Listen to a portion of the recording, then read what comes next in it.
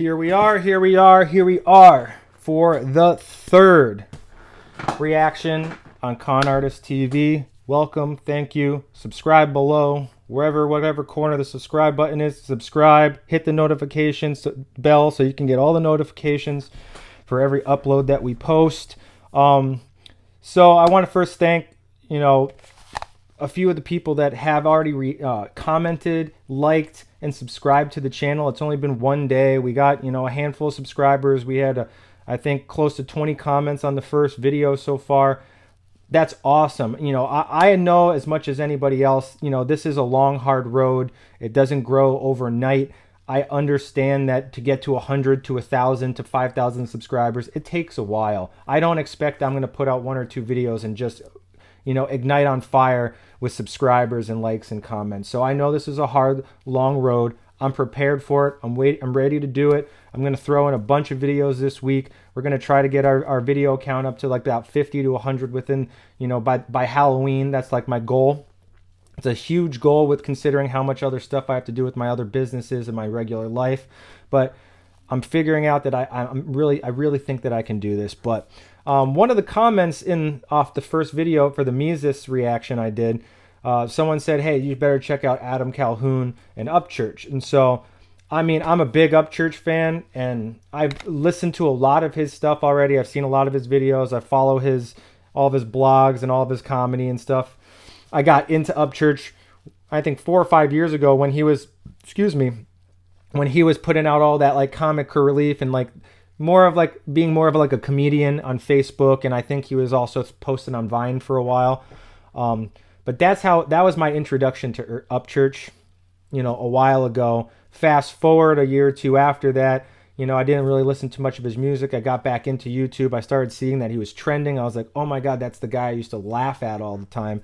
Wow, he's an incredible rap musician, a rap artist. This is great, And I really started getting into his music, and then following him over the last year with all the different diss tracks and beefs, and him, just growing as an artist and keeping his independence and not selling out, not going mainstream.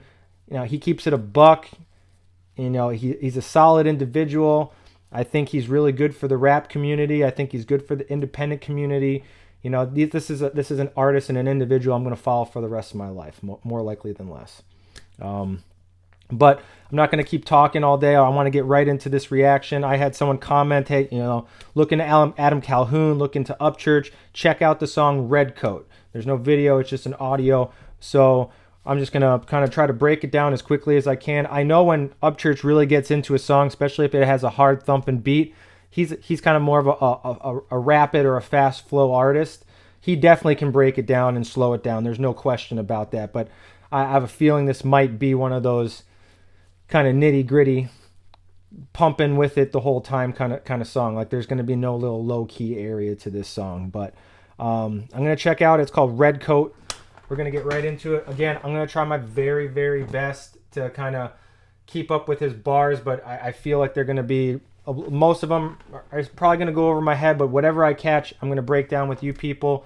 And if I have to go back to hear something or replay something for you guys, I'm definitely going to do it. So let's just get right into it right now. Church.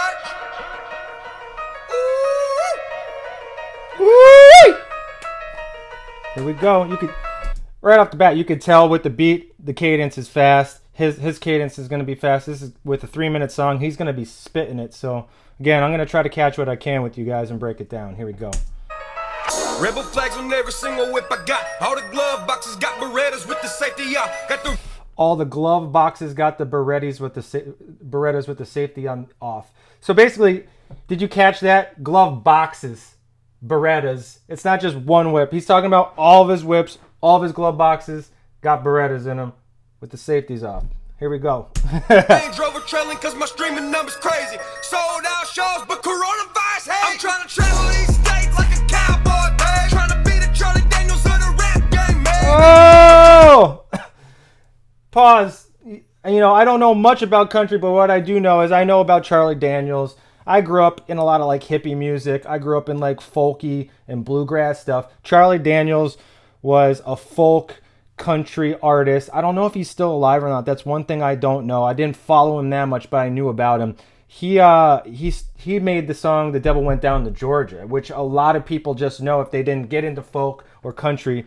That's a monster song in like our history of music, especially, you know, country. I'm gonna say country and folk music, but he basically is saying like Charlie Daniels is so up there, he's legendary. I'm gonna be legendary in the rap game. I'm gonna be the next Country Daniels. Come on, or Country Daniels. Charlie Daniels. Here we go.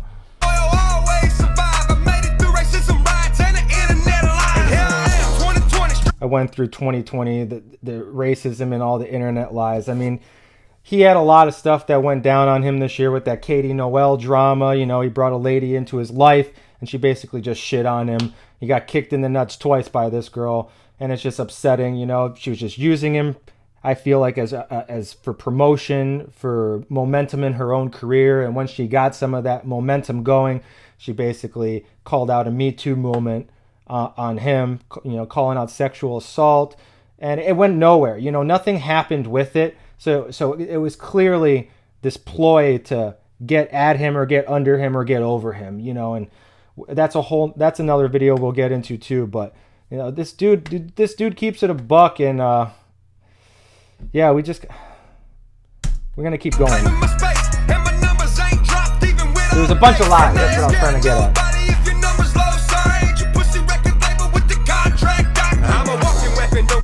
Your pussy contracts. I mean, he's talking just all about the mainstream contracts that happens nowadays. Like, he stayed independent. He became a millionaire. I believe he's a millionaire, going independent all himself.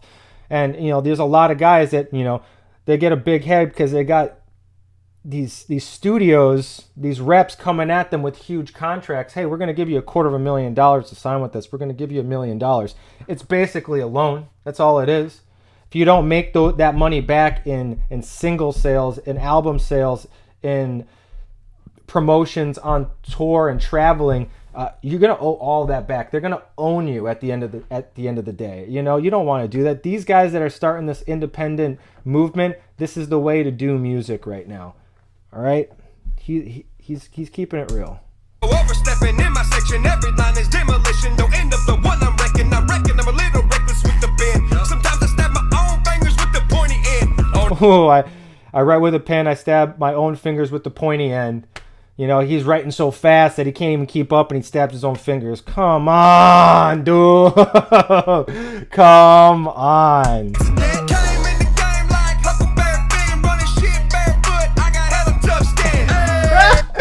I'm like Huckleberry Finn. I'm running barefoot. Dude. Talk about being a country boy. I guarantee that. I mean, it looks like he's got some boots on, or some cowboy boots on, up against this, I think it looks like a Mustang right there. Oh my God, this guy's so country, man. I would love to spend a day with him and just get that country feel going. You know, man, that'd be a fun day. It'd be a fun day with Upchurch.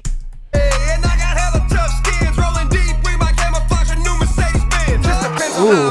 When I wake up in the sticks today, think about that. See, you know, all camo Mercedes-Benz, that would be freaking fire.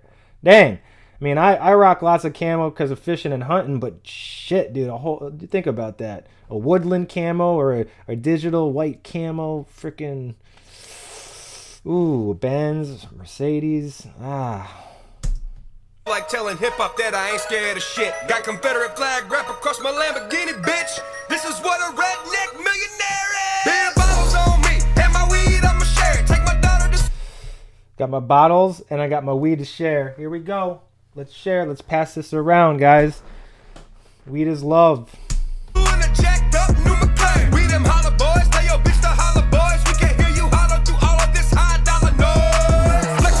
Holla boys, listen to all this high dollar noise. Shit, dude. I think I'm not 100% on this, but I think he also calls his crew like the Holler Boys. I could be wrong on that one, but you know, he's talking about his crew right now. And screw everyone else. We're gonna get through the noise because we're doing it. We're high dollar. We don't give a fuck about anybody else. We're just making it happen. All right.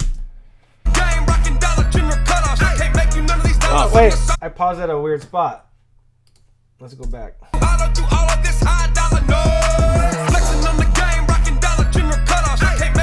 flexing on the game with General Dollar cutoffs. So General Dollar is a store, cheap store. You could probably get some of these pants for $1 or $5 or $10. He's saying, man, I don't need to look flashy.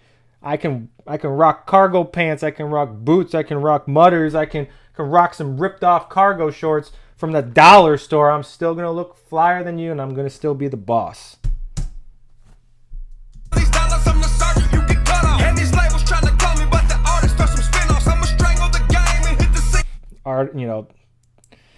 They're trying to call him up, but they're just basically, if he's not signing with these guys and building a contract with these new labels, they're just making spin-offs on Upchurch. Upchurch wasn't the start of country rap by no means, but he elevated it and took it to this new level where other people are looking up to him, being like, fuck, I can do that, or I've been thinking about this for many years. Why didn't I just push the envelope? Why didn't I break that mold? You can think back in the day with like Bubba Sparks and shit. When I was like in like not eighth grade, I was like 8 or 9 or 10 years old when Bubba Sparks was coming out, and that was like country crunk, and it was awesome. I love that shit. Granted, there wasn't like strong lyrics, and it was very sub level sub bars, but it was that stuff that made you thump your head, beat your foot on the ground, and you remembered the song, But yeah, I know I'm missing out on it. There's a lot between Bubba Sparks and Ryan Upchurch, but I feel like he kind of penetrated this new wave for country rap, and there's a lot of other people like Adam Calhoun and Mises, that these guys are finding their way in this niche, niche, whatever you want to call it, this genre, okay?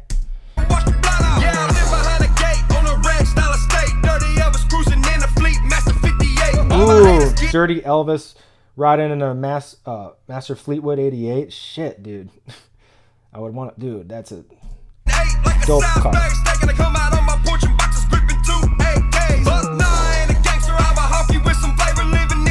Not a gangster, I'm a honky with some flavor.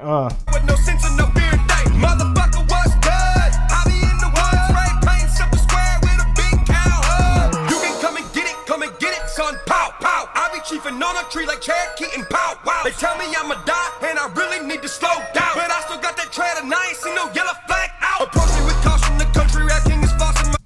You don't need to slow down. You even said it. You even said it in the bar. I didn't even catch the whole bar because there's so much I'm trying to listen to, because his lyrics are so deep, and his lyrics aren't subsurface ever. I mean, subsurface ever. Like they're underlying. You got to put the puzzle together, and you can put a story together with the deeper meanings. But like that's why it's so hard sometimes for me to like, I have to break down a song instantly for Upchurch. I literally have to sit back and listen to it like 10 times to catch a lot of this stuff. So again, I'm catching what I can with you guys. Dreaming is beaming and all my creakers skin to some bosses, and I don't take any L's, so I can't spell no losses. The rappers coming at me. I don't take any L's, so I can't spell any losses. Oof. That was a sick line. I thought he was gonna say like a no life line right there, but that's tight that he kept it original. Choke on exhausting, look hella exhausted. Too many plaques in my bar for me to care about a dick. Too many independent hits for me to care about the beat. Too many actors at the crib for me to hear what they talking. I'm too busy popping wheelies on my Yamaha partner. Southside rattlesnake laid across the bar. Yamaha, bro. Most reliable engine out there. Yard shedding all the stress and the diamonds on my back large. Told me I wouldn't go far. Now I got the foreign cars, putting memorabilia of America as my paint job. Give me my Redcoat and some balls for the musket. I don't wanna be civil. I want war with you pussies, cause I'm sick of the jokes. Saying now I don't belong. I do it for the country boys. Stay the fuck off my lawn church. Whoa! Let me go back. I want to hear like a good 15 seconds again. I want war with you pussies, cause I'm sick of the jokes. Saying now I don't belong. I do it. Ooh, I'm at war with you pussies. Basically saying that he doesn't belong. I mean, cut that shit out. Not only, like I said before, he repenetrated that country rap genre, but he's also taking it to another level. Well, people are literally becoming copycats on him. But no matter what you do, no matter how many artists come out and they want to be the next Upchurch, they will not. This guy's got personality through the fucking yin-yang. He's got personality pouring out his goddamn pores, all right? He sweats, pisses, and poops fucking personality, this fucking guy. He is one of the realest fucking dudes I've ever seen or come across online. And I hopefully one day will meet this dude in person. Seriously. It'd be amazing. I'm going to go fishing with you one day, dude. I'm going to bring you out my boat. The country boys stay the fuck off my lawn, church. Stay the fuck off my lawn. Just telling everyone, you know what? I laid it down again for you motherfuckers. I don't want to fucking hear it. If you come step again, I'll let you know. But right now, stay the fuck up off my lawn. And with that being said, he just also moved away. I think he was still living in Tennessee. He was still living in Tennessee. And I think there's just too much happening with him, with his career exploding and, you know, the amount of fame that he was capturing to himself. I think he wanted to move away to some boony-ass town. He made some updates about that. He's really loving the life he's living right now, wherever he is. People are speculating on where he is. Obviously, it's going to come out on the internet somewhere where he's living. People are going to run into him at the bar. People are going to run into him at the Piggly Wiggly, the grocery store, wherever he's at, you know.